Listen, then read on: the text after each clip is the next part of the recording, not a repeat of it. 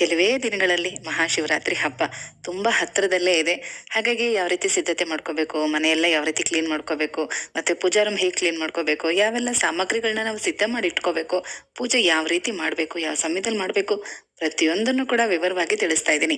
ಹಬ್ಬಕ್ಕೆ ಮೊದಲೇ ಈ ವಿಚಾರ ತಿಳ್ಕೊಂಡ್ರೆ ನಾವೆಲ್ಲ ತಯಾರಿ ಮಾಡ್ಕೊಳ್ಳೋದಕ್ಕೆ ತುಂಬಾ ಅನುಕೂಲ ಆಗುತ್ತೆ ಅಲ್ವಾ.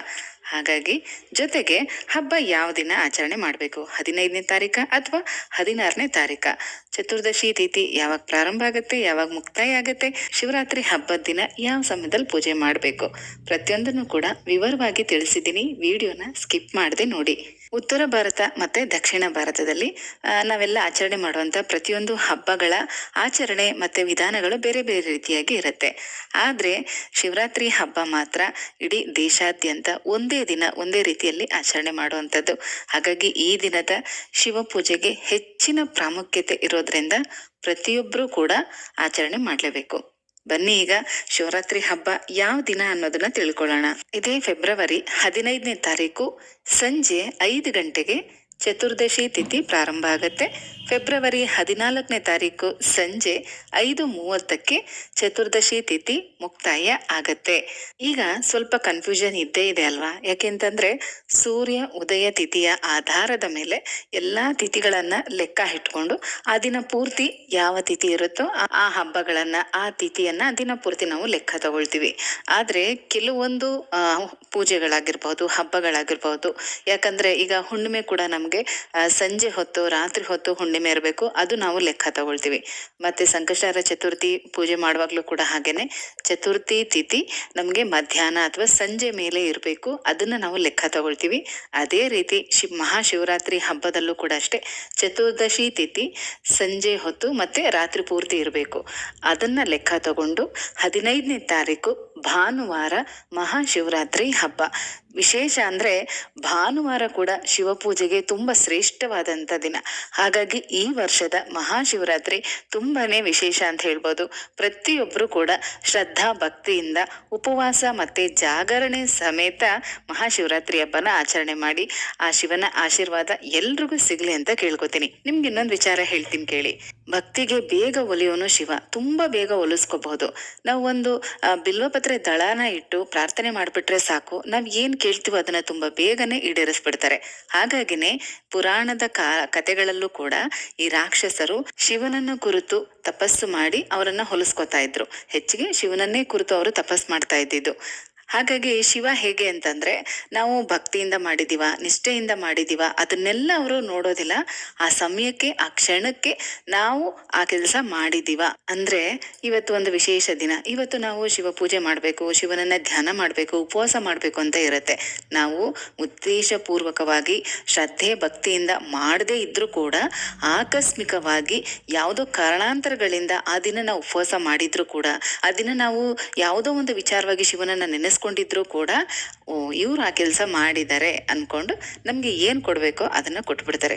ಇದೆಲ್ಲ ಸಾಕಷ್ಟು ಕಥೆಗಳಲ್ಲೂ ನೀವು ಕೇಳಿರ್ತೀರ, ಸಿನಿಮಾಗಳಲ್ಲೂ ಕೂಡ ನೀವು ನೋಡಿರ್ತೀರ, ಅದು ನಿಜಾನೇ. ಆದ್ರೆ ಬೇರೆ ದೇವತೆಗಳು ಆ ರೀತಿ ಅಲ್ಲ.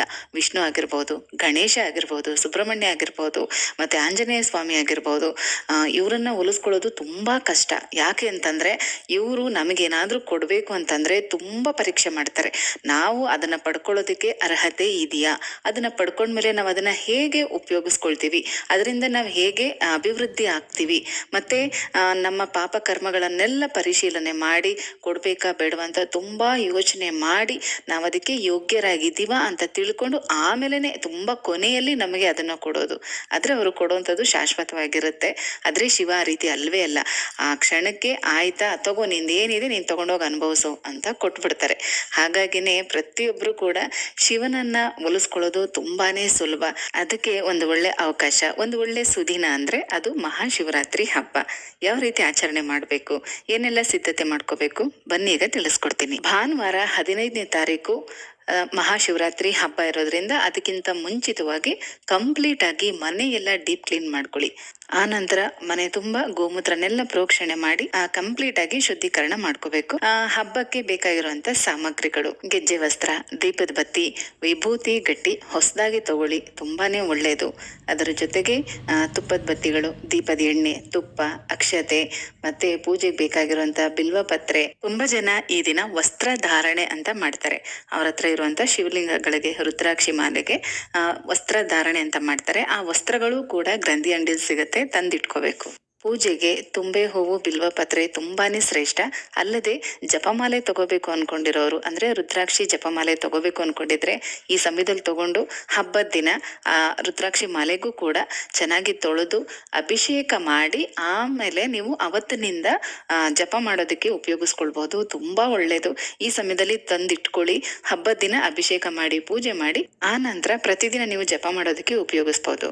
ಹಾಗೆ ಯಾರೆಲ್ಲ ಮನೆಗಳಲ್ಲಿ ಶಿವಲಿಂಗ ಇಟ್ಕೊಂಡಿಲ್ಲ, ಹಬ್ಬಕ್ಕೂ ಮುಂಚಿತವಾಗಿ ತಂದಿಟ್ಕೊಳ್ಳಿ. ಹಬ್ಬದ ದಿನ ಅಭಿಷೇಕ ಮಾಡಿ ಪೂಜೆ ಮಾಡಬಹುದು. ಕೆಲವರೆಲ್ಲ ನಮ್ಮ ಮನೆ ದೇವರು ವಿಷ್ಣು, ನಾವು ಶಿವನ ಪೂಜೆ ಮಾಡೋ ಹಾಗಿಲ್ಲ, ನಮ್ಮ ಮನೇಲಿ ಇಟ್ಕೊಳ್ಳೋ ಹಾಗಿಲ್ಲ ಅಂತ ಹೇಳ್ತಾರೆ. ದೇವರಲ್ಲೇ ಭೇದ ಭಾವ ಇಲ್ಲ, ನಾವ್ಯಾಕೆ ಭೇದ ಭಾವ ಮಾಡಬೇಕು? ಎರಡನ್ನೂ ಮನೇಲಿ ಇಟ್ಕೋಬಹುದು, ಒಳ್ಳೇದೇನೆ. ನಮ್ಮ ಮನೇಲೂ ಕೂಡ ಇಟ್ಕೊಂಡಿದ್ದೀನಿ. ಎಷ್ಟೋ ಮನೆಗಳಲ್ಲಿ ನಾನು ನೋಡಿದ್ದೀನಿ, ಅವರೆಲ್ಲರೂ ಕೂಡ ತುಂಬಾ ಚೆನ್ನಾಗಿ ತುಂಬಾ ಶ್ರೀಮಂತರಾಗೇ ಇದ್ದಾರೆ. ಯಾರೂ ಯಾವುದೇ ರೀತಿ ಕಷ್ಟ ಕಾರ್ಪಣ್ಯಗಳನ್ನ ಅನುಭವಿಸ್ತಾ ಇಲ್ಲ. ಹಾಗಾಗಿ ಇಂಥ ಡೌಟ್ಗಳೇನಾದ್ರೂ ನಿಮ್ಮಲ್ಲಿದ್ರೆ ಅದನ್ನ ತೆಗೆದುಹಾಕಿ ಎರಡು ದೇವರನ್ನು ನಾವು ಇಟ್ಕೊಂಡು ಪೂಜೆ ಮಾಡಬಹುದು, ಒಳ್ಳೇದೇನೆ. ಹಾಗೆ ಪೂಜಾ ಸಾಮಗ್ರಿಗಳೇನಾದ್ರೂ ನೀವು ತಗೋಬೇಕು ಅಂತ ಇದ್ರೆ, ಅಂದ್ರೆ ದೇವ್ರ ಮನೆಗೆ ಪಂಚಪತ್ರೆ, ಉತ್ತರಣೆ ಅಥವಾ ಈ ರೀತಿ ಶಿವಲಿಂಗ ತಗೋಬೇಕು ಅನ್ಕೊಂಡಿರೋರು ಹಿತ್ತಾಳೆ, ಬೆಳ್ಳಿ, ಪಂಚಲೋಹದ್ದು ಅಥವಾ ಸ್ಫಟಿಕದ ಲಿಂಗನೂ ಕೂಡ ಇಟ್ಕೋಬಹುದು. ಆದ್ರೆ ಲಿಂಗ ಒಂದನ್ನೇ ತಗೋಬೇಡಿ, ನಂದಿನೂ ಜೊತೆಲಿ ನೀವು ತಗೊಳ್ಳೇಬೇಕು. ಯಾಕೆಂದ್ರೆ ಶಿವನ ಪರಮ ಭಕ್ತ ನಂದಿ. ನಾವ್ ಏನೇ ಬೇಡಿಕೆಗಳನ್ನ, ಕೋರಿಕೆಗಳನ್ನ ಹೇಳೋದಿದ್ರು ನಂದಿ ಹತ್ರ ಹೇಳಿದ್ರೆ ಅವ್ರು ಅದನ್ನ ಶಿವನಿಗೆ ತಲುಪಿಸ್ತಾರೆ. ಹಂಗಾಗಿ ಪುಟ್ಟದೊಂದು ನಂದಿ ವಿಗ್ರಹನೂ ಕೂಡ ಜೊತೆನಲ್ಲೇ ತಗೋಬೇಕು. ನಾನು ಯಾವುದೇ ಪೂಜೆ ವ್ರತಗಳನ್ನ ಹೇಳಿದ್ರು ಉಪವಾಸನ ಕಡ್ಡಾಯ ಅಂತ ಹೇಳೋದಿಲ್ಲ. ಯಾಕಂದ್ರೆ ಒಂದು ವರ್ಷದಲ್ಲಿ ಕೆಲವೊಂದು ವಿಶೇಷ ದಿನಗಳಲ್ಲಿ ನಾವು ಉಪವಾಸ ಮಾಡಿದ್ರೆ ನಡೆಯುತ್ತೆ. ಅಂದ್ರೆ ಈಗ ವೈಕುಂಠ ಏಕಾದಶಿ, ಅಂಗಾರಕ ಚತುರ್ಥಿ, ಮತ್ತೆ ಕೆಲವೊಂದು ವಿಶೇಷವಾದಂತ ಹುಣ್ಣಿಮೆ, ಅಮಾವಾಸ್ಯೆ ಅಂದ್ರೆ ಭೀಮನ ಅಮಾವಾಸ್ಯೆ ಮತ್ತೆ ಮಹಾಲಯ ಅಮಾವಾಸ್ಯೆ, ಅದ್ರ ಜೊತೆಗೆ ಈ ಮಹಾಶಿವರಾತ್ರಿ, ನವರಾತ್ರಿಯಲ್ಲಿ ಮತ್ತೆ ನಾವು ಮಾಡುವಂತ ಕೆಲವೊಂದು ವ್ರತಗಳು, ಪೂಜೆಗಳು, ಇಂಥ ಸಂದರ್ಭಗಳಲ್ಲೂ ಕೂಡ ಕೆಲವೊಂದ್ಸಲ ಉಪವಾಸನ ಆಚರಣೆ ಮಾಡ್ಬೇಕಾಗತ್ತೆ. ಒಂದು ವರ್ಷದಲ್ಲಿ ಇಂಥ ವಿಶೇಷ ದಿನಗಳಲ್ಲಿ ನಾವು ಉಪವಾಸ ಮಾಡಿದ್ರೆ ಸಾಕಾಗತ್ತೆ. ಪ್ರತಿಯೊಂದಕ್ಕೂ ಪ್ರತಿ ತಿಂಗಳು ಬರೋ ಎಲ್ಲದಕ್ಕೂ ಕೂಡ ನಾವು ಕಡ್ಡಾಯವಾಗಿ ಉಪವಾಸ ಮಾಡ್ಬೇಕು ಅಂತೇನಿಲ್ಲ. ನಿಮ್ಮ ಆರೋಗ್ಯ ಸ್ಥಿತಿ, ದೇಹ ಸ್ಥಿತಿಯನ್ನ ಗಮನಿಸ್ಕೊಂಡು ಈ ರೀತಿ ಕೆಲವು ವಿಶೇಷ ದಿನಗಳಲ್ಲಿ ಉಪವಾಸ ಮಾಡಿದ್ರೆ ಸಾಕಾಗತ್ತೆ. ಅದರಲ್ಲಿ ಅತಿ ಮುಖ್ಯವಾದದ್ದು ಮಹಾಶಿವರಾತ್ರಿ ಹಬ್ಬ. ಈ ದಿನ ಮಾತ್ರ ಉಪವಾಸ ಆಚರಣೆ ಮಾಡಿ, ತುಂಬಾ ಒಳ್ಳೇದು. ಆರೋಗ್ಯ ವೃದ್ಧಿಯಾಗತ್ತೆ. ಮತ್ತೆ ಎಂಥದ್ದೇ ಸಮಸ್ಯೆಗಳಿದ್ರು ಕೂಡ ಅದರಿಂದ ಹೊರಗಡೆ ಬರ್ಬೋದು. ಶಿವನ ಅನುಗ್ರಹ ಸಿಗತ್ತೆ. ಹಾಗಾಗಿ ಹೇಳ್ತಾ ಇದ್ದೀನಿ. ನಿಮ್ಗೆಲ್ರಿಗೂ ಬೇಡರ ಕಣ್ಣಪ್ಪ, ಹಾಗೆ ಭಕ್ತ ಮಾರ್ಕಂಡೇಯ, ಈ ಕಥೆಗಳೆಲ್ಲ ಗೊತ್ತೇ ಇರುತ್ತೆ. ಇವರೆಲ್ರಿಗೂ ಕೂಡ ಶಿವನ ಅನುಗ್ರಹ ಸಿಕ್ಕಿದ್ದು ಇದೇ ಮಹಾಶಿವರಾತ್ರಿ ಆಚರಣೆಯಿಂದ. ಹಾಗಾಗಿ ಹೇಳ್ತಾ ಇದ್ದೀನಿ, ಶ್ರದ್ಧಾ ಭಕ್ತಿಯಿಂದ ಆಚರಣೆ ಮಾಡಿ, ಯಥಾಶಕ್ತಿ ಆಚರಣೆ ಮಾಡಿ.